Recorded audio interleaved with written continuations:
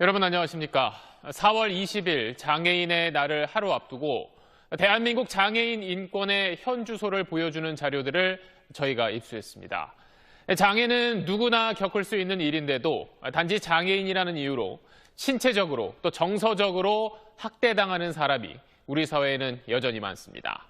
이렇게 반복되는 폭력의 사슬을 끊고 더 나아가서 사회적인 해법을 찾기 위해서 저희는 고민 끝에 장애인 학대의 민낯을 공개하기로 했습니다.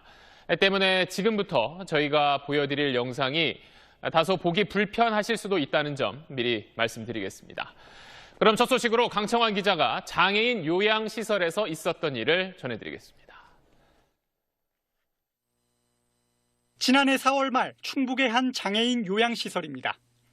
방으로 들어온 시설 운영자가 침대에 누워있는 장애인에게 다가가 다짜고짜 막대기로 마구 때립니다. 앙상한 다리에도 매질은 이어집니다. 28분 분량의 CCTV 화면에서 운영자가 장애인에게 다가갈 때마다 이런 폭행 장면이 반복됐습니다. 때린 이는 60대 목사 정모 씨, 맞은 이는 1급 지적장애인 62살 A씨였습니다.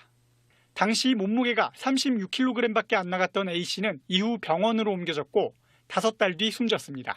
이런 일이 있을 거라고는 상상도 못했거든요. 좀 죄송스럽죠. 사건이 일어났던 충북 지역의 한 교회 건물입니다. 원래는 교회와 장애인 복지시설을 겸하고 있었는데 사건 발생 이후에는 폐쇄된 상태입니다. 운영자 정 씨는 A씨 앞으로 나온 장애인 급여 등을 8년간 7천만 원 가까이 가로챈 혐의까지 더해 재판에 넘겨졌습니다.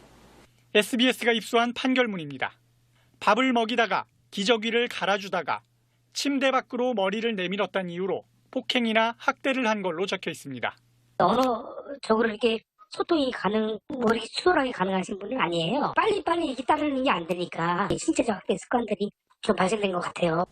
가해자의 아들은 갈 데 없는 장애인을 어머니가 돌본 것이라며 횡령 혐의도 사실이 아니라고 주장했습니다. 그냥 버려진 사람들이었어. 그리고 어머니가 다 일일이 기록 안 하고 시장 가고 물건을 다 구매를 하는데 법적으로는 증빙의 자료가 없는 거예요. 이런 항변에도 법원은 지난달 3년 6개월형을 확정했습니다. 재판부는 장애인의 인간다운 삶을 보장하려는 우리 사회의 노력을 심각하게 훼손했다고 최종 판결했습니다. 다만 수사 과정에서 폭행과 사망과의 인과관계는 입증되지 않았습니다. SBS 강청환입니다. 우리 사회에서 장애인을 학대하는 방식은 다양하고 또 교묘했습니다.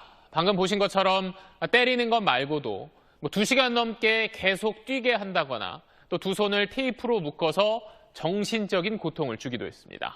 계속해서 강민호 기자가 취재했습니다. 옷이 흠뻑 젖을 정도로 땀을 흘리며 뛰고 있는 남성. 고통스러워하는 표정이 역력합니다. 러닝머신 타이머는 50분을 넘어섰습니다. 어제 53분밖에 안 했어. 앞으로 3시간 더 해야 돼. 안 돼.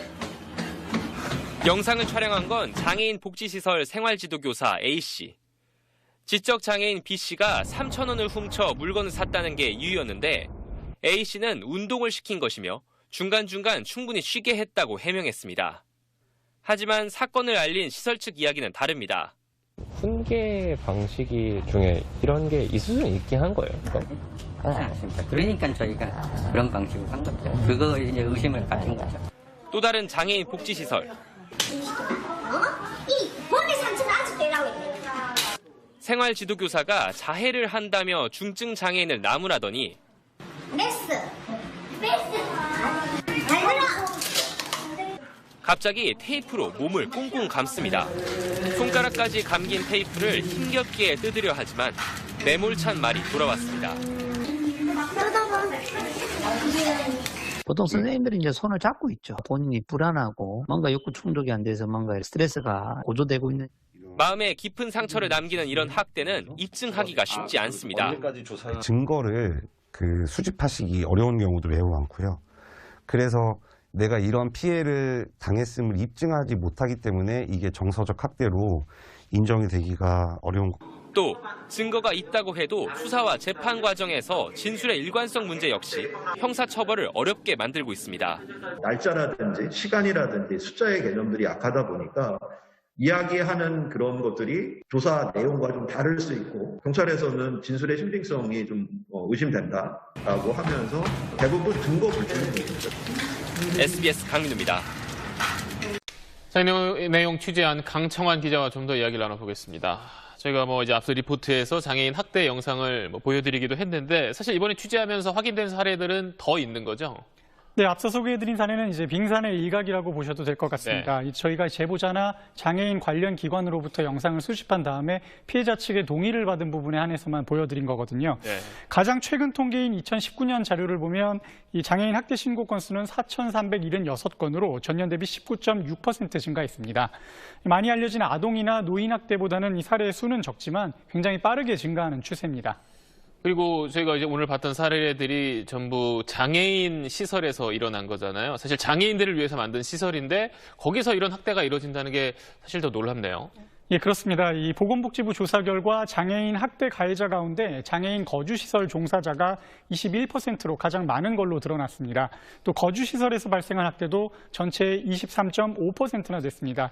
이 때문에 장애인 단체나 학계에서는 이 장애인을 집단시설이 아니라 이 지역사회에서 생활하게 하는 탈시설 정책을 추진해야 한다는 목소리가 오래전부터 높습니다. 네. 이 장애인 탈시설은 문재인 대통령 공약이자 국정과제이기도 합니다. 네, 4월 20일 이제 내일이 장애인의 날인데 내일도 또 준비하고 있는 내용이 있죠? 네, 그렇습니다. 오늘은 주로 장애인 시설에서 일어난 신체적, 정서적 학대에 대해서 저희가 말씀드렸고요. 네. 내일은 최근 두드러지고 있는 신종 학대 사례에 대해서 전해드리도록 하겠습니다. 인터넷 방송에 장애인을 출연시켜서 경제적 또는 성적으로 착취를 하는 사례인데 저희가 취재를 해보니까 사안도 심각하고 또 구조적 문제도 상당했습니다. 네, 알겠습니다. 강청환 기자였습니다.